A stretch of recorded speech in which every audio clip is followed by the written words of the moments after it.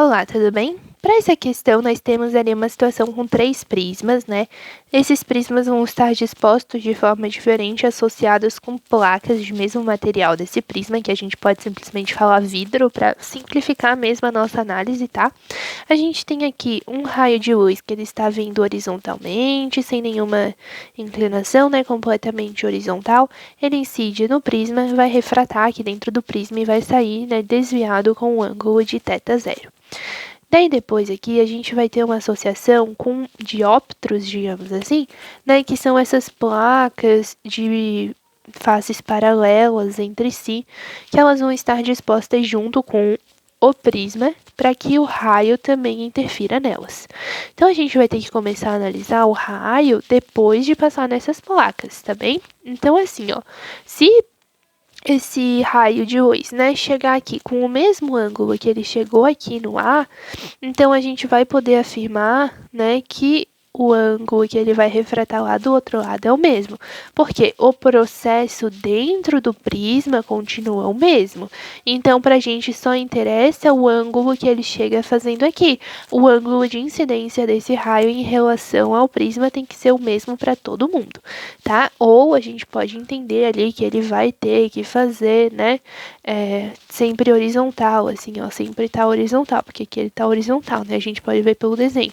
Então, se ele sempre tiver horizontal ali, a gente pode ter essa certeza também de que vai dar o mesmo ângulo. Daí, aqui no primeiro caso, a gente tem que entender um pouquinho sobre a incidência perpendicular de raios de luz. É muito comum a gente associar o fenômeno da refração com o desvio dos raios luminosos ou de demais ondas, mas não é bem assim, tá? O que caracteriza uma refração nada mais é do que a mudança de velocidade ao passar entre meios com índices de refração distintos, né? Não necessariamente um desvio. Quando o ângulo aqui é de 90 graus entre o feixe de luz e a própria superfície, então o ângulo de incidência, que é o ângulo formado com o A normal, que é essa linha tracejada aqui, é de 0 graus. Se o ângulo é de 0 graus, então o seno fica 0. Se o seno fica 0, todo o termo multiplicado aqui vai virar 0, né? Então, o N2, obviamente, vai ter um valor, porque o menor valor de índice de refração é 1. Então, o seno de R tem que ser 0. Para o seno de R tem que ser 0, o ângulo tem que ser 0. Então, aqui o ângulo formado com a normal também tem que ser 0. Logo, o feixe de luz continua perpendicular a essa plaquinha aqui, né, a esse dióptro, e ele continua se propagando horizontalmente, ou seja, ele vai incidir com o exato mesmo ângulo de incidência lá em cima.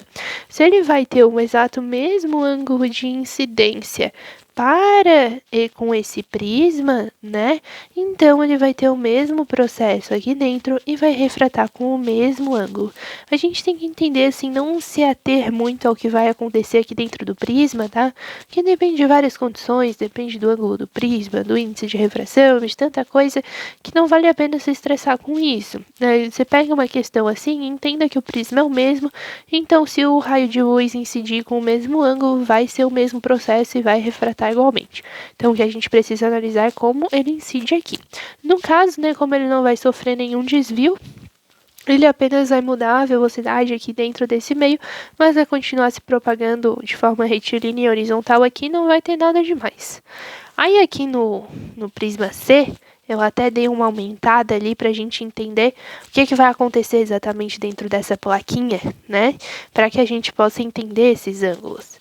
Ó, a gente vai ter o raio de luz incidindo aqui e eu disse que ele ia fazer um ângulo alfa com a normal, tá? Com a normal desse dióptro plano aqui, né? Tem a normal dele. Eu disse que ia fazer um ângulo alfa e que ia refratar com um ângulo beta. Como a gente supõe, né, que o índice de refração desse material, que provavelmente é um vidro aí, seja maior do que o do ar, então eu acredito que ele se aproxime da normal, né? Isso porque a questão não falou ali, né, explicitamente sobre os índices de refração, então eu estou considerando que o índice de refração dessa plaquinha seja maior, tá? Então aqui, o índice de refração maior, ele vai se aproximar da normal, com o ângulo beta. Como é um dióptro, né, essas duas faces são paralelas. E daí cabe a nós lembrar lá do teorema da matemática, que fala sobre faces paralelas cortadas por uma transversal, onde os ângulos opostos são iguais. Então esse aqui são os ângulos alternos internos, que eles vão ter o mesmo valor. Se aqui é beta, aqui também é beta. Só que agora, né, esse ângulo vai estar vindo aqui do dióptro para o ar. Então, esse aqui é o ângulo de incidência, e daí a gente vai ter um ângulo de refração. Se eu estou partindo do vidro indo para o ar, aí eu posso fazer o processo contrário. Aqui no comecinho, a gente tinha partindo do ar com o ângulo alfa, refratando para o vidro, né, com o N2, com o seno de beta, que era o ângulo de beta. Mas agora eu estou incidindo com o ângulo de beta, né, aqui com o N2, que vai ser o índice de refração do vidro, e indo para o ar, que é o índice de refração 1. Então, veja que eu só peguei e inverti os lados, né? Então, aqui tem que ser seno de alfa. Logo, esse ângulo aqui tem que ser alfa também. Então, o ângulo que é formado, né, por esse raio de luz com a normal continua exatamente o mesmo, ele não vai mudar em nada. O que vai acontecer é um pequeno desvio, por exemplo, o raio de luz ele vinha aqui, né, ele vai ter um pequeno desvio ali, mas depois ele vai continuar a se propagar normalmente como ele estava, tá bem? Então, se ele vai continuar, ó, aqui tá um pouquinho menor, mas a gente consegue ver.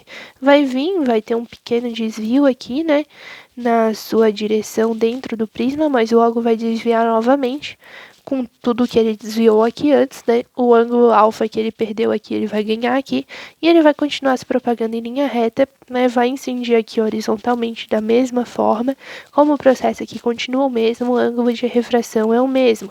Então, por esse motivo que a gente pode afirmar, né, que todos os ângulos serão os mesmos.